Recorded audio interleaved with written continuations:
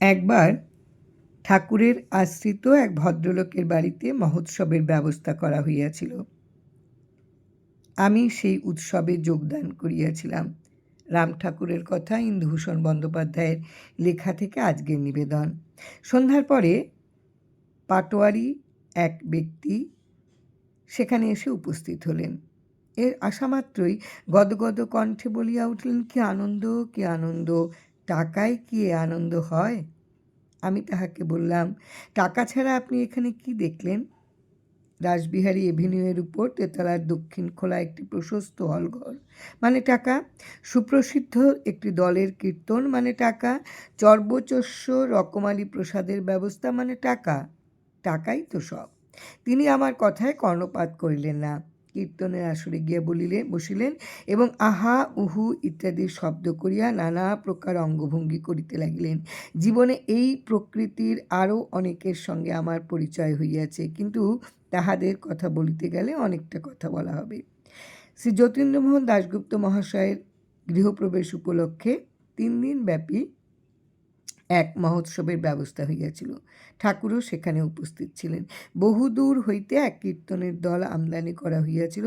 বেশ স্মরণ আছে যে কখন ঠাকুরের নিকট বসিয়া, কখনো কীর্তন শুনিয়া, কখনো অন্তরঙ্গ বন্ধুদের সঙ্গে আলাপ আলোচনা করিয়া এবং নানাবিধ উপাদেয় উপকরণে আকণ্ঠ প্রসাদ পাইয়া দিনগুলি মহা আনন্দে কাটাইয়াছিলাম। উৎসবের প্রথম দিন দ্বিপ্রহরে আমি ও প্রভাতবাবু কীর্তনের আসরে এক পার্শ্বে বসিয়াছিলাম। হঠাৎ প্রভাতবাবু 2টি ভদ্রলোকের দিকে আমার দৃষ্টি আকর্ষণ করাইলেন। ইহারা দুইজনেই ঠাকুরের আশ্রিত এবং কীর্তনে ইহাদের একটা প্রবল অনুরক্তি ও উৎসাহ বরাবরই লক্ষ্য করিয়া আসিয়াছি। দেখিলাম যে দুইজনে গলা জড়াইয়া ধরিয়া অঝরে কাঁদিতেছেন। চক্ষের জলে বুক ভাসিয়া যাইতেছে। মনে হইল যে কীর্তনানন্দে ইহারা এমন মাতিয়াছেন যে ইহাদের বাহ্য জ্ঞান যেন লুপ্ত হইয়াছে। ক্ষুধার উদ্রেক হইয়াছিল। নিচে একজন কর্মকর্তার নিকট সন্ধান লইয়া জানিয়েছিলাম যে 1:30টা নাগাদ প্রসাদ পাওয়া যাইবে। সুতরাং মাঝে মাঝে ঘড়ি দেখিতেছিলাম। বেলা যখন প্রায় কাটায় 1টা, তখন দেখিলাম যে উহাদের একজন বুক পকেট হইতে একটা ঘড়ি বাহির করিলেন এবং আস্তে আস্তে তাহাতে দম দিতে লাগিলেন। কান্না কিন্তু সেই সমানভাবেই চলিতে লাগিল, কোনো ব্যতিক্রমই দেখা গেল না। কিছুক্ষণ পর প্রসাদ পাইবার ডাক পড়িল। আমরাও উঠিলাম। ওই আশ্রিত দুইটিও উঠিলেন। যিনি ঘড়িতে দম দিতেছিলেন তাহার নিকট যাইয়া প্রভাতবাবু বলিলেন, কটা বাজল দেখো তো। তিনি ঘড়ি দেখিয়া বলিলেন, 1:40। তাহাতে প্রভাতবাবু বলিলেন, না, আমার মনে হয় যেন ঘড়িটা স্লো। আজ দম দিয়াছ তো? ভদ্রলোক উত্তর করিলেন যে তিনি নিয়মিত 1টার সময় ঘড়িতে দম দিয়া থাকেন, আজও ঠিক সময়েই দম দিয়াছেন। আর যায় কোথায়! ইহার পর যে কাণ্ড আরম্ভ হইল তাহা না বলিলেও চলে।